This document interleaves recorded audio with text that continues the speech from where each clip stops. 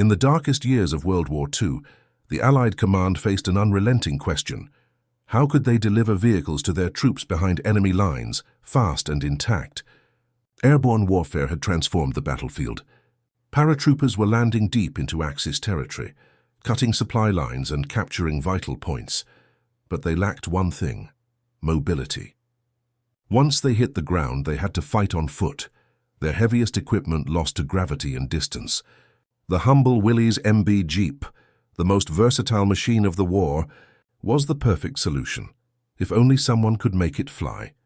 That wild idea took root in 1942, when British engineers and visionary civilians began exploring ways to bring lightweight vehicles into combat zones by air. The challenge was monumental. Existing gliders like the British Horsa and the American Waco CG-4A were capable of carrying jeeps, but they were large, slow targets that required long runways and specialized tow aircraft. If the Allies could instead attach wings, or even rotors, directly to a jeep, paratroopers could land with both manpower and mobility, ready to move the instant their wheels touched the earth. Enter Raoul Hafner, an Austrian-born inventor, helicopter pioneer, and civilian designer working for the British Airborne Forces experimental establishment. Hafner believed that the solution wasn't a new vehicle, but the transformation of an existing one. His idea was audacious: convert a standard Willys Jeep into a gyrocopter. By attaching a rotor system to the roof, a tail assembly to the rear, and lightweight wings for stability, he proposed turning the Jeep into what he called the Rotabuggy, a flying Jeep. Hafner's proposal was so unorthodox that it was initially dismissed as fantasy. Yet wartime desperation often turned impossibility into innovation. Britain was running short on gliders and resources. Every creative solution was worth testing. Hafner's design would allow a Jeep to be towed by a bomber or transport plane, released mid-air, and glide down to the battlefield using auto-rotation, the same principle that kept helicopters stable when their engines failed. Once on the ground, the crew could detach the rotor and drive off as if nothing unusual had happened. To the military, it sounded half genius and half madness. But Hafner was persuasive.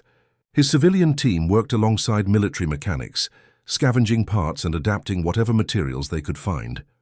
The project received limited approval, but not official funding, earning it the nickname of the Banned Jeep Project. It was seen as too risky, too unconventional, too unorthodox for wartime bureaucracy. Still, Hafner pressed on, convinced that his invention could revolutionize airborne operations. In his mind, he saw fleets of flying jeeps descending silently behind enemy lines, their rotors whirring against the moonlit sky, delivering shock and mobility in one strike. By 1943, the first Rotabuggy prototype stood ready for testing, a symbol of human imagination colliding head-on with the brutal demands of war. The question was no longer whether it could be built, but whether it could survive the skies. By the spring of 1943, the Rotabuggy stood on the test field at Sherburne in Elmet. Half jeep, half aircraft, and wholly unbelievable. Mechanics, engineers, and curious soldiers gathered around it, some laughing, others shaking their heads in disbelief. Bolted to its roof was a massive two-bladed rotor. At its rear, a spindly tail with rudder and elevator surfaces stretched out like the skeleton of a plane. The Willys MB, once a humble ground vehicle, now looked like something drawn from the pages of a comic book. Yet to Raoul Hafner, it was a machine of the future, a vision that could change warfare forever. The test program began cautiously. The Rotabuggy was first towed down runways behind trucks to evaluate stability and steering under simulated takeoff conditions. Its ungainly appearance made it difficult to control, and more than once the contraption nearly tipped over during fast taxiing. But Hafner remained undeterred. He knew that true innovation was never born without risk. Each failure, each wobble of the rotor, brought him closer to understanding how to perfect the airborne Jeep. By late summer, the British Airborne Forces experimental establishment gave permission for limited air trials.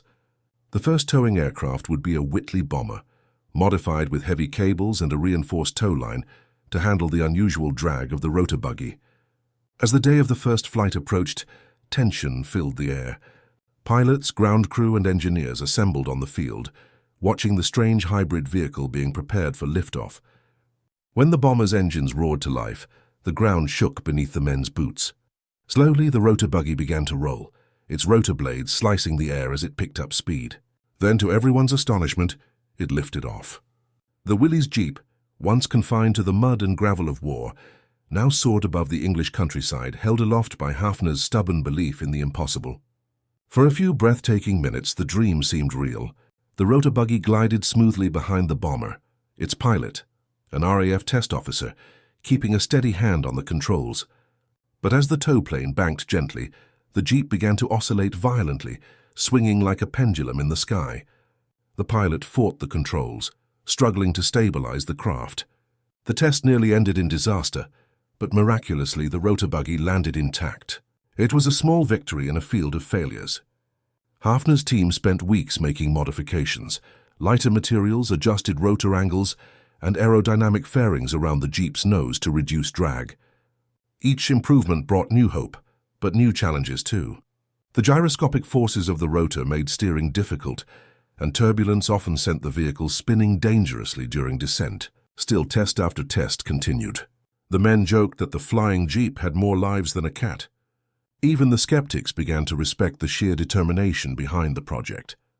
While many military officials dismissed the idea as impractical, they couldn't deny what they had seen, a Jeep that could fly. Though the Rotabuggy was never destined for mass production, the experiment achieved something extraordinary. It proved that innovation could push even the most ordinary machines beyond their limits. And for a brief shining moment in wartime England, a Jeep truly took to the skies. The men chosen to test the Rotabuggy were not ordinary pilots. They were daredevils in uniform, men who laughed at danger because they had to. Each understood that one wrong move could turn the strange hybrid craft into a tumbling wreck of steel and canvas. Yet every one of them volunteered. To them, it wasn't just about testing a flying Jeep. It was about pushing the limits of what man and machine could do together. The first to take the controls was Flight Lieutenant Maurice Brennan, a quiet but fearless test pilot with a background in glider experiments. He studied Hafner's sketches carefully, memorizing the control setup, the rotor's lift angle, and the braking sequence. "If it flies," he reportedly joked, "I'll drive it to Berlin myself." But behind that humor was steel. Brennan knew this would be unlike any flight before. When the Whitley bomber began its tow, Brennan's hands gripped the improvised control stick fixed to the Jeep's dashboard. At first, the Jeep bounced along the grass, its tires shuddering, suspension groaning. Then, with the tow cable tightening and the rotor biting into the wind, the Jeep's front end lifted. Slowly, impossibly, the entire vehicle rose into the air. Inside, Brennan felt every vibration through his seat as if the machine were alive, struggling to decide whether it was meant to drive or fly. The airframe rattled, bolts screamed, and the tow rope quivered under the immense strain. Ground crews below watched in awe and terror as the flying Jeep danced erratically behind the bomber. At one point, a gust of wind sent the vehicle tilting sharply to one side. Brennan fought the controls with raw instinct, his training as a test pilot the only thing keeping disaster at bay. When he finally brought the Rotabuggy back to Earth, the landing was hard, jarring but intact. Hafner ran to the vehicle, eyes wide with excitement. Brennan stepped out, helmet askew, face pale but smiling. "She flies," he muttered, "but she bites." His report was brutally honest. Flight was possible but barely controllable. The steering felt sluggish, the lift uneven, and turbulence nearly fatal. Yet the fact that it had flown at all was enough to keep the project alive. Over the next few weeks, a handful of other pilots would take turns testing the craft. Some took pride in taming the beast. Others swore they'd never climb into it again. The British press never learned of these trials. Officially, the Hafner Rotabuggy didn't exist. But among the engineers and aircrews at Sherburne in Elmet, it became a legend. They called it the Flying Brick, and every test added to its mythology. One pilot, after a particularly wild descent, claimed he saw his life flash before his eyes while the Jeep corkscrewed through the air.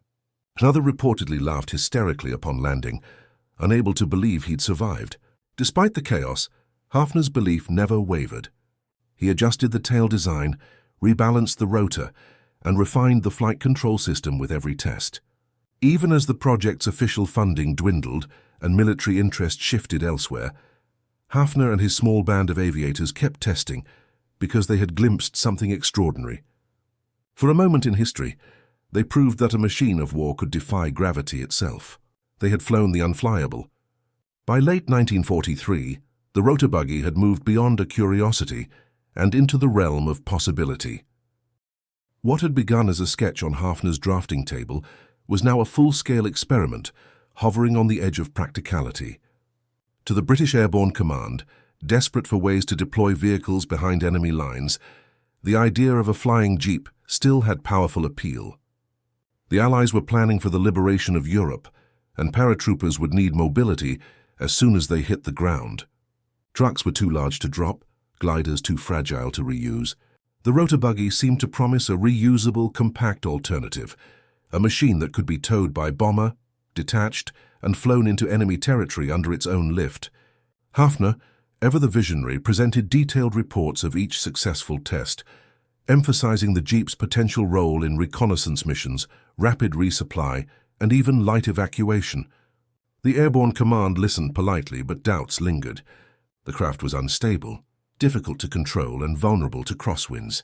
To make matters worse, reports from the field revealed that American engineers were perfecting massive cargo gliders like the Waco CG-4A and the British Horser, capable of delivering fully intact jeeps and artillery pieces directly into combat zones. Compared to these more reliable options, the Rotabuggy seemed eccentric, a solution chasing a problem that might soon be solved another way. Still, Hafner refused to surrender his dream. He and his small team continued refining the prototype, modifying rotor angles, and experimenting with weight distribution. They even proposed fitting the Jeep with detachable wings for added lift, though the idea was dismissed as impractical. Test flights became less frequent, but more controlled, each one gathering valuable data. In one of the final tests, the Rotabuggy managed to maintain stable flight for over 10 minutes, a remarkable feat considering its origins as an off-the-shelf Jeep with a wooden tail and rotor bolted to the frame. Observers reported that it towed smoothly behind the bomber, the Jeep's wheels spinning freely in the wind as if eager to touch the ground again. For a fleeting moment, it appeared the flying Jeep might actually enter production, yet behind the scenes the war's priorities were shifting. The massive Allied build-up for D-Day demanded reliable and proven equipment. Every experiment, no matter how ingenious, had to justify its place in the logistical machine of total war. The Air Ministry concluded that the Rotabuggy's benefits did not outweigh its risks. A single accident could waste both men and machines at a time when neither could be spared. The final blow came in 1944, when improved glider technology made the concept effectively obsolete. With gliders now capable of carrying multiple vehicles safely into combat, the flying Jeep was quietly shelved. The last surviving prototype was dismantled, its rotor blades stacked in a corner of the test hangar, its Jeep body reassigned to mundane duties. For Hafner, it was a bitter moment of defeat, but also a victory of sorts. He had proven that an automobile could take to the sky, that innovation could come from imagination, unrestrained by convention. In the end, the Rotabuggy didn't fail because it was impossible. It failed because the war moved faster than its wings could carry it. But for a brief and brilliant chapter of World War II, the dream of the flying Jeep reminded the world that even in an age of destruction, human ingenuity still reached for the sky. It was a cold, wind-lashed morning in early 1944 when the flying Jeep made its most daring test yet, a full-scale flight over the airfield at Sherburne in Elmet. Engineers and officers gathered along the tarmac, their greatcoats whipping in the Yorkshire wind, as the curious contraption, a Jeep with a rotor, was towed into position behind a Whitley bomber. Inside the Jeep sat test pilot Mervyn Red Cox, his goggles fogged, his gloved hands gripping the control yoke bolted to what had once been a simple steering column. Beneath him, the familiar rumble of a Jeep engine was absent. Ahead, the massive bomber's propellers spun faster and faster, kicking up grit and debris as it prepared to take off, dragging the Rotabuggy into the sky. The command tower gave the signal. The engines roared, the cable tightened, and with a lurch that rattled every bolt in its frame, the Jeep lifted from the ground. For the first few seconds, it was chaos, the body shuddering, the rotor whining, and the Jeep swaying dangerously in the slipstream. Then, miraculously, stability. The Jeep leveled out, its spinning rotor slicing through the morning air, carrying it aloft behind the bomber like some mechanical dragonfly. From the ground, observers watched in astonishment. It was no longer a jeep, no longer a prototype. It was an aircraft flying with purpose and grace. At 600 feet, Cox reported through radio static that the controls were steady, though sensitive. He dared to bank slightly left, then right, confirming Hafner's theories about aerodynamic response. For 10 breathtaking minutes, the flying jeep circled the airfield, its tires reflecting the morning sun as they hung over the English countryside. Hafner himself stood below, clutching his clipboard, his heart racing with the pride of a man who had seen his dream take flight. But the triumph was short-lived. As the bomber prepared to turn for the landing run, a gust of crosswind struck the fragile jeep. The rotor wobbled violently. The airframe tilted, and for a split second, it looked as though the entire craft might flip. Cox wrestled with the controls, forcing the jeep back in line. He cut loose the tow cable, guiding the ungainly hybrid into a descent that was equal parts flight and fall. With a thud that sent up a cloud of dust and grass, the Rotabuggy touched down hard, bouncing once before skidding to a stop on its own wheels. Silence followed, a silence broken only by the whine of the spinning rotor winding down. The crew rushed to the site, half expecting to find wreckage. Instead, they found Cox climbing out of the jeep, pale but grinning. "She flies," he said simply, dusting off his flight suit. The crowd erupted in cheers. The test had proven beyond doubt that Hafner's concept could work, not as a gimmick, but as a real tactical tool. Reports from the trial described the flight as rough but controllable, and the Airborne division requested further study. Yet not everyone was convinced. Senior officers pointed to the limited payload, the danger of turbulence, and the risk of catastrophic failure if the tow line snapped mid-flight. Others, more sympathetic, saw in the Rotabuggy a symbol of wartime ingenuity, a desperate solution for desperate times. Hafner submitted his final report that month, urging limited production for specialized missions. But bureaucracy has always moved slower than innovation. The project lingered in the shadows of government filing cabinets as newer technologies took center stage. Still, that morning flight at Sherburne in Elmet remained a moment of pure audacity, a triumph of vision over doubt.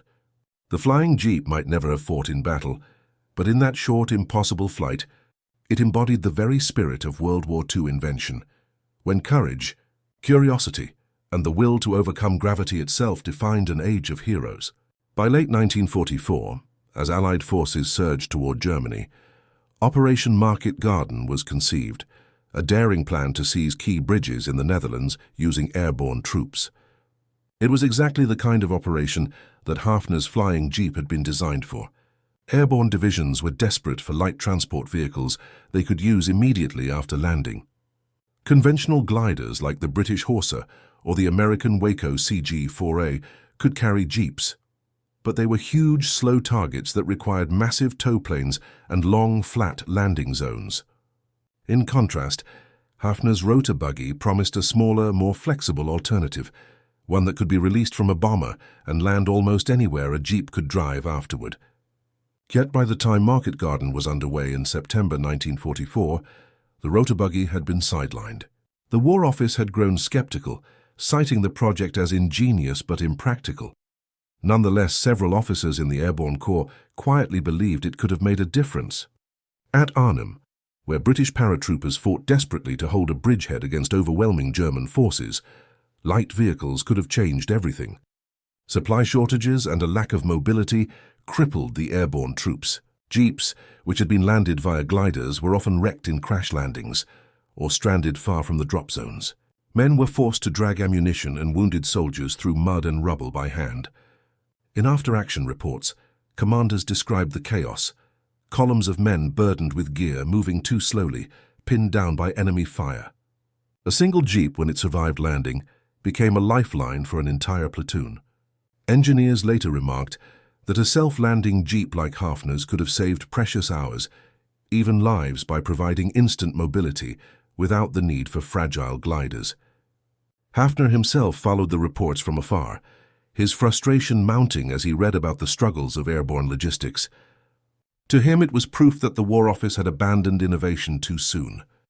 He knew his design had flaws: limited altitude, difficult control, and a short tow range, But those were the same criticisms once leveled at early helicopters and parachute drops. Progress in wartime, he believed, was never about perfection. It was about boldness. Meanwhile, in Allied engineering circles, the Rotabuggy's concept inspired quiet admiration. In the United States, aviation engineers studying airborne mobility recognized its potential, even if they didn't officially adopt it. The idea of small deployable aircraft vehicles resurfaced repeatedly, from glider motorcycles to compact rotorcraft proposals. The very concept that Hafner pioneered, transforming ground machines into air-droppable assets, had sparked a new line of thought. But politics and timing were unforgiving. Market Garden's failure shifted Allied priorities toward more conventional strategies, and with victory seeming within reach, there was little appetite for risky experiments. By year's end, as winter descended over Europe, Hafner's flying Jeep was relegated to a test hangar, its rotor blades removed and its tires slowly deflating under the weight of history. Yet for those who had witnessed its flight, the Rotabuggy remained a vision of what could have been, a symbol of imagination outpacing bureaucracy. In a war defined by tanks, bombers, and mass production, it had represented something rare, the triumph of one man's ingenuity against the limits of the possible. Operation Market Garden might have failed for many reasons. Intelligence errors, overconfidence, timing, but perhaps in a different world, if a few more engineers had believed in Hafner's strange contraption, a handful of jeeps might have descended from the skies above Arnhem, landing in the chaos, engines roaring to life as astonished paratroopers watched steel wings give way to wheels once more. It was the opportunity that never came, and one that haunted the dreamers of airborne warfare long after the guns fell silent. As 1945 dawned, and the war began turning decisively in favor of the Allies, the enthusiasm that had once surrounded Hafner's airborne Jeep began to fade beneath layers of military bureaucracy. The War Office had become a machine of procedure and caution, where even the most innovative ideas often died not in failure, but in paperwork. By then, Hafner's Rotabuggy had proven it could fly, land, and potentially deliver a functional Jeep into battle. It had met its goals, at least in theory, but in the halls of the Air Ministry, enthusiasm was replaced by skepticism. "Why?" one officer reportedly asked. "Should we pursue a flying Jeep when the war is nearly won?" The sentiment reflected a new reality. Resources were tightening, priorities shifting to rebuilding rather than experimentation. Hafner and his small team continued to advocate for refinement. They proposed fitting the Jeep with detachable wings, an auto-rotation safety mechanism, and improved steering for ground recovery after landing. But these proposals were met with bureaucratic indifference. Funding requests were delayed, correspondence ignored, and meetings quietly cancelled. The Airborne Force's experimental establishment, once eager to push boundaries, was now focused on consolidating proven technologies. In that climate, even success could look like failure. Hafner's reports were filed, stamped, archived, and quietly shelved. The Rotabuggy prototype itself sat neglected in a hangar at Sherburn-in-Elmet, its rotor removed, its paint chipped by years of damp air. Engineers who had once marveled at its flight now walked past it without a glance. To them, it had become a curiosity, an anachronism of wartime eccentricity. Yet Hafner refused to give up. He continued to defend his project in technical journals and correspondence, arguing that the lessons learned could revolutionize post-war transport. He cited the growing field of rotorcraft and the success of autogyros in reconnaissance missions. "The principle," he wrote, "is sound. The application awaits courage." Still, courage alone was no longer enough. Without backing, the project withered. As months turned to years, new developments eclipsed the Rotabuggy's legacy. Helicopters like the Sikorsky R4 and R6 were proving their worth. Capable of vertical takeoff and landing, achievements that rendered Hafner's towed contraption obsolete. Even so, those who understood the deeper mechanics recognized that the Rotabuggy had paved the way for this progress. Its tests had provided valuable data on control dynamics, rotor lift under load, and the aerodynamics of hybrid vehicles. Quietly, its legacy lived on in design papers and engineering notes that influenced future vertical lift research. Hafner, meanwhile, moved on to other projects. His passion for rotary flight found new expression in helicopter development for fairy aviation, where he contributed to designs that would shape post-war aviation. Yet he often spoke wistfully of his flying Jeep, calling it a beautiful dream built too soon. The British press, when they mentioned it at all, referred to it as Hafner's folly. But in truth, folly had never flown so well.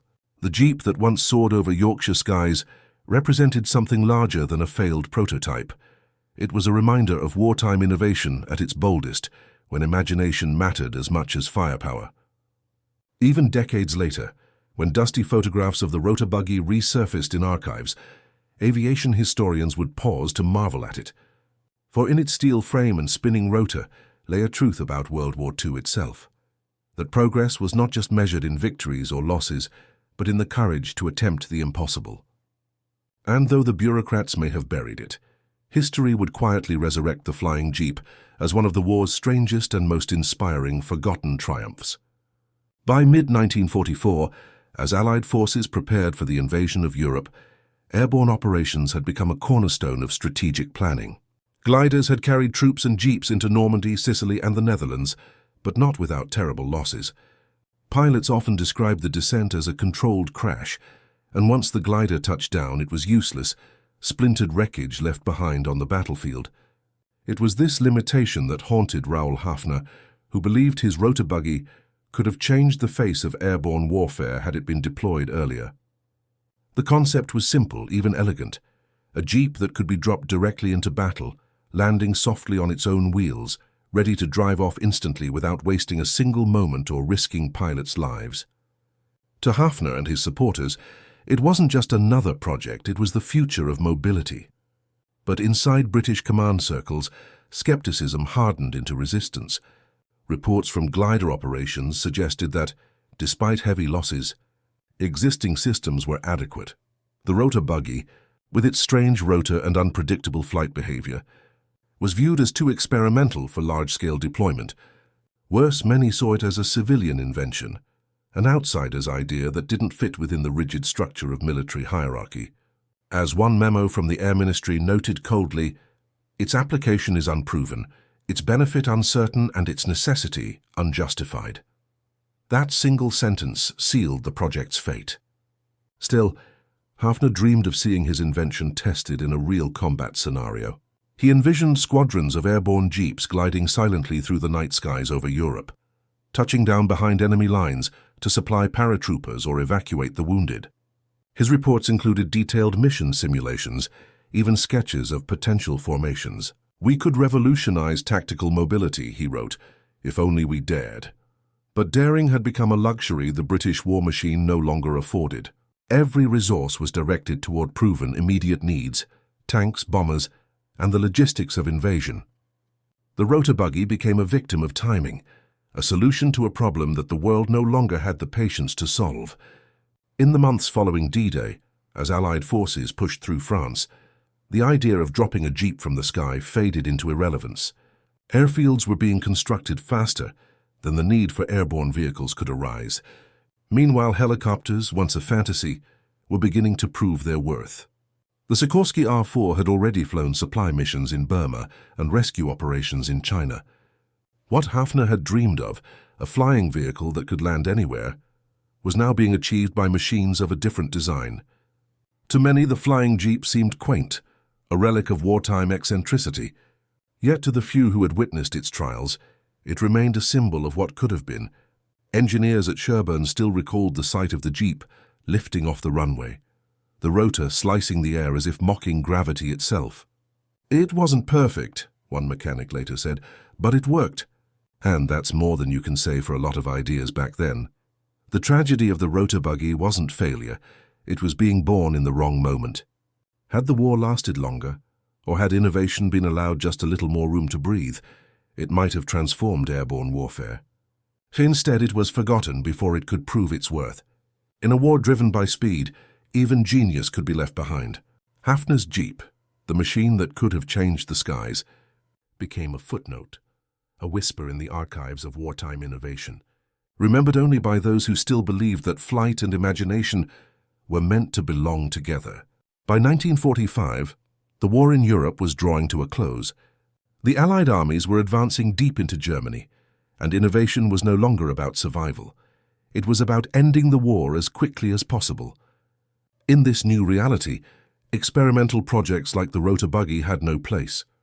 The Ministry of Aircraft Production had shifted focus entirely toward mass-producing proven weapons, fighters, bombers, and transports. The skies were dominated by aircraft built for destruction, not experimentation.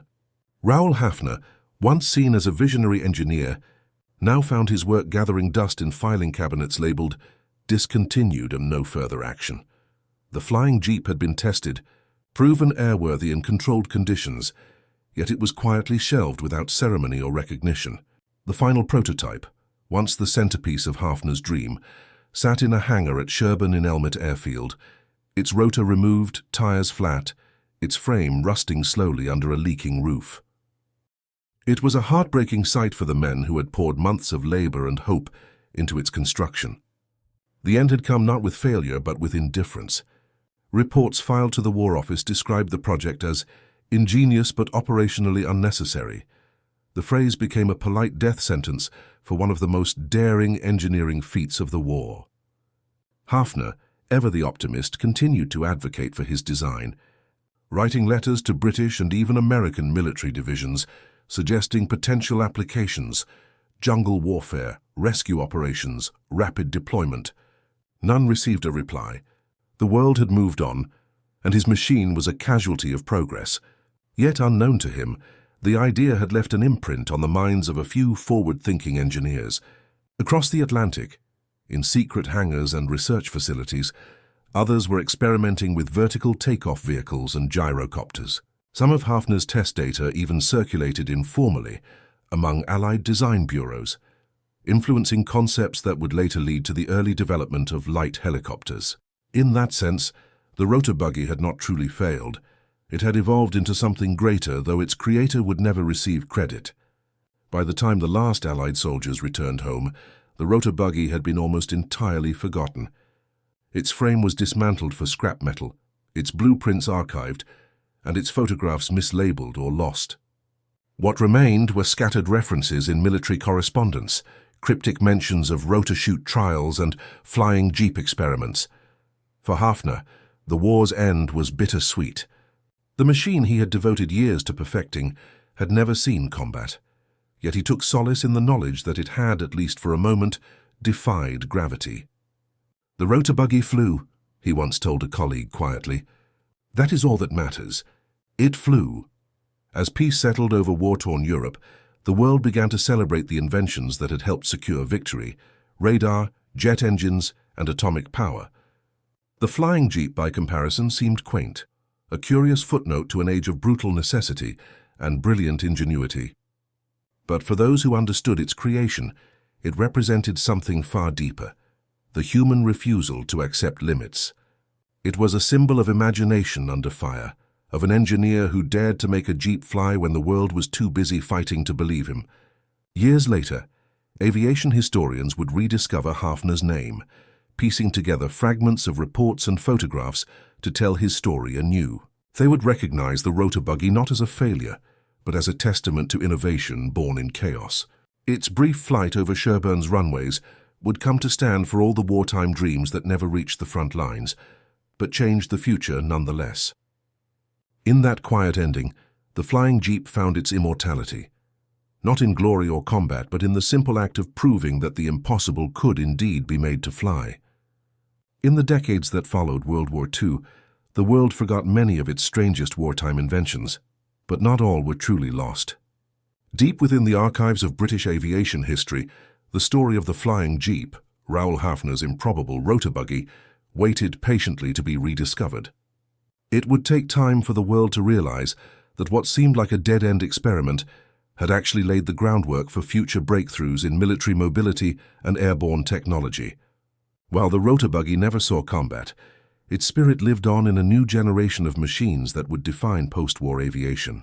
In the early 1950s, the helicopter emerged as the new face of airborne versatility. The Bell H-13 Sioux, the Sikorsky H-19, and later the UH-1 Huey all carried the DNA of Hafner's vision. His central belief that soldiers and supplies should be able to land anywhere, anytime, had found its perfect expression. Hafner's experiments with rotor dynamics, lift stability, and lightweight aircraft structures had contributed quietly to Britain's early helicopter research programs.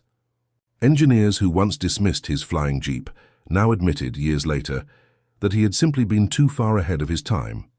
For Hafner himself, recognition came slowly.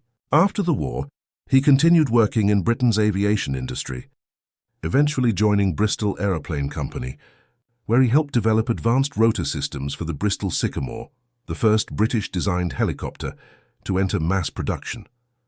The irony was striking.